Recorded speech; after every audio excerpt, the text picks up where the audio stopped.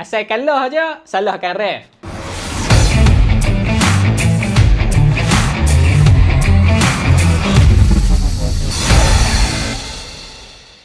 Perlawanan yang ketiga dalam kumpulan B untuk pasukan Malaysia. Game ni macam yang aku kata dalam video yang lepas, misi wajib menang lah untuk pasukan Malaysia. Kalau kata mereka nak pergi ke semi-final dalam Sukan C untuk tahun ni, lepas kita kalah dengan Thailand hari tu. Tapi apakan daya, masa tak akan kembali. Hancur musnah lah semuanya. Mana main ayat tu ah? Oh, lagu Walaupun dalam game ni totally kita boleh kata Malaysia yang pegang lah, sebelum kita dapat 2 red card waktu second half tu. Tapi itulah, pegang game saja tak cukup. Kalau kata tak boleh nak convert peluang yang ada tu kan. Sedih. Tambah pula Malaysia rajin dapat ref Jepun. Kalau kata kita jumpa dengan Vietnam ni kan. Dah macam buddy pula aku rasa. So, jom kita tengok apa yang ada dalam game ni sebenarnya. Walaupun Malaysia yang pegang game ni, tapi Malaysia yang kena 2-1.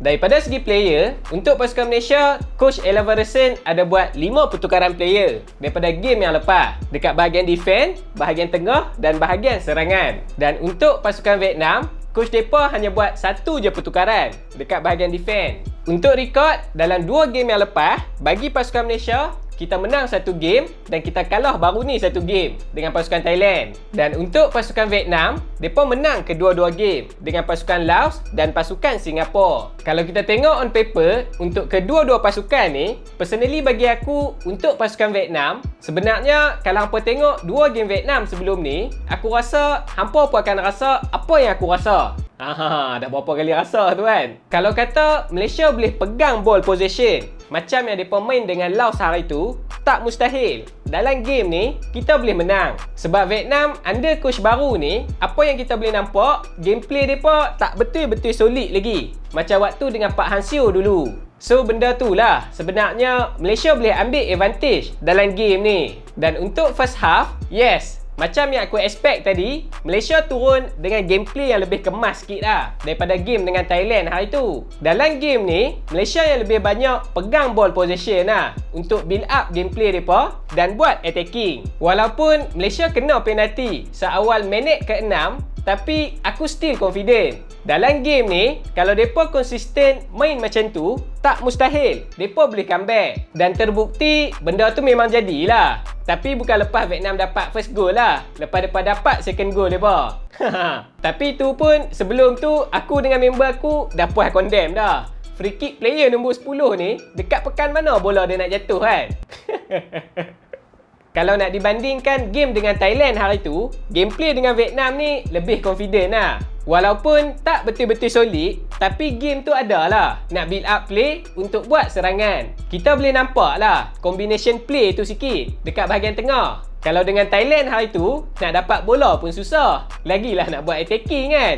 Dan attacking pasukan Malaysia dalam game ni, kita boleh nampak mereka banyak gunakan bahagian sayap, kiri dengan kanan. Sebab kalau kata nak masuk daripada bahagian tengah tu, susah nak pecah kan defense block pasukan Vietnam ni. Sebab mereka betul-betul solid dekat situ. Kalau kita tengok first goal pasukan Malaysia pun, punca dia main daripada bahagian sayap lah.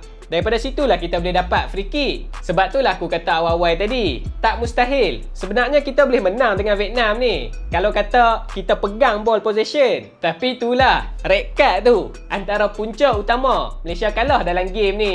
Cuma masalah pasukan Malaysia ni, walaupun kita yang pegang ball possession tu, tapi still ada miss pass yang jadi antara player. Benda tu lah sebenarnya sikit sebanyak mengganggu jugalah gameplay pasukan Malaysia ni. Yalah, tengah sedap duk atok, tiba-tiba teammate passing tak sampai, dah kena break attack balik dengan pasukan Vietnam. Tu yang akan jadi kelang kabut nak turun balik tu. Benda tu lah yang Vietnam buat dalam game ni sebenarnya, yang bolehkan mereka dapat 2 biji gol. Hampa cuba tengok balik highlight punca penalti dan second goal yang mereka dapat tu. Gameplay pasukan Vietnam ni, walaupun mereka tak banyak dapat pegang ball possession, tapi kita boleh nampak mereka akan cuba buat high pressing bila Malaysia pegang bola lama dekat kawasan sendiri. Sebab apa?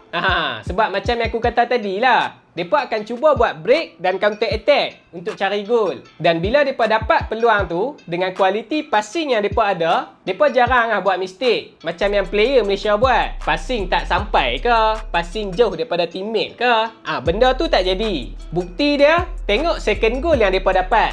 Bukan selalu mereka dapat peluang boleh cross macam tu, tapi sekali mereka dapat, terus boleh convert pada gol. Beza dengan pasukan Malaysia, sebelum half time, kita dapat satu lagi peluang, one on one dengan keeper. Tapi, itulah satu lagi masalah pasukan Malaysia dalam game ni. Peluang tu ada, tapi tak boleh nak convert. Tukar jadi gol. Dah convert tukar pula kan. Kalau kata peluang sebelum half time tu gol, rasanya lain cerita dia dalam game ni. Untuk second half, sebelum game ni start, aku dah terdetik dah. Janganlah mereka duk buat pancit macam game hari tu kan. Kalau tak nanya, dah lah kita tengah kena tinggal. Misi nak pergi final kan. Dan ternyata, vibe main malam ni, dia lain sikit. Pasukan Malaysia masih konsisten dengan gameplay yang sama macam first half tadi. Dan jujur, aku sebagai fan Malaysia ni, masih menaruh harapan yang Malaysia boleh comeback 3-2 dalam game ni. Dengan gameplay yang mereka tunjukkan tu. Cuma satu benda je yang buat leceh. Kreativiti dekat bahagian attacking tu kurang. Untuk mereka pecahkan defense block pasukan Vietnam. Tu yang buatkan Malaysia jarang dapat peluang untuk buat percubaan tu. Dan bila dapat peluang, finishing tu pula tak berapa nak tepat. Tu yang lagi rugi tu. Dah lah defense pasukan Vietnam ni solid. Nak lepas pun susah. Tapi bila dah lepas, tak boleh pula nak buat gol. Benda tu lah perbezaan yang paling ketara lah antara pasukan Vietnam dengan pasukan Malaysia. Walaupun Vietnam ni jarang dapat bola, tapi bila mereka dapat bola tu, mereka takkan sia-siakan peluang yang ada. Tu yang mereka boleh leading dalam game ni tu. Sebab kita boleh nampak pasukan Vietnam, mereka tak agresif sangat untuk buat attacking waktu second half ni. Mereka lebih banyak main untuk buang masa je. Bila nampak intensity gameplay Malaysia ni tengah tinggi, berlakon tu tak payah kata lah. Pantang sentuh sikit je, berguling mat. Yang tu lah aku rasa taktikal utama mereka waktu second half ni. Masuk minit 70 lebih, lepas lakonan demi lakonan yang player Vietnam ni buat, akhirnya mereka berjaya untuk sugar-sugarkan ref dalam game ni. Kalau hampa tanya aku, kad yang ref bagi tu sebenarnya betul lah. Tapi impact dia tak ada lah sampai macam tu. Dan kalau kata ref nak bagi kad sekalipun, yellow card cukup lah. Lagipun dia player baru masuk kot. Rasanya ref Jepun dengan Malaysia ni memang tak ngam lah. Sejarah dah membuktikan. Kalau tak, Jepun tak jajah Malaysia. Aku tak salahkan ref tu. Sebab satgi ada pula yang kata kan, asal kalah je, salahkan ref. Asal kalah je, salahkan padang. Kita salahkan player Malaysia lah. Nak cari salah orang saja. Sebab mereka dah tak boleh nak kawal mental mereka dengan tactical provokasi daripada player Vietnam ni. Tu yang jadi macam tu. Senang kata, mental mereka dah mula koyak Tapi second red card tu, memang betul lah apa yang ref buat. Memang salah Najimuddin pun. Sebab dia tackle daripada belakang. Dia pula sebelum tu dah ada kad kuning kan. Dia lupa lah cerita dia tu. Tu yang sedap je dia tackle tu. Kehilangan 2 orang player untuk pasukan Malaysia ni memang ubah terus lah gameplay pasukan Malaysia. Sebab kita tak boleh nak main dengan high pressing Kalau kata press juga, sat lagi mesti kena punya lah. Sebab daripada segi numerical pun, kita dah kalah dah dekat situ.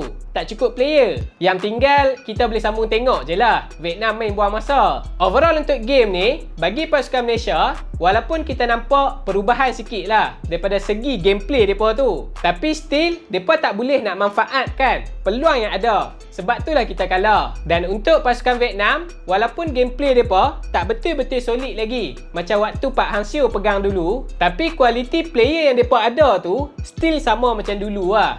Dan lakonan mereka tu tak berubah langsung. Man of the match untuk pasukan Malaysia, aku pilih Najimuddin. So bagi anda yang tengok video ni, apakah komen anda untuk game ni? Jangan lupa tinggalkan dekat bawah. Jadi itu saja video untuk kali ni. Jangan lupa untuk subscribe channel ni. Dan kita jumpa lagi pada video yang akan datang.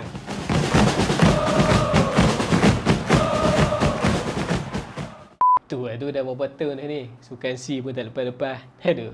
Mungkin nak kena tunggu Malaysia jadi tuan rumah sekali lagi kot kan. Baru boleh masuk final.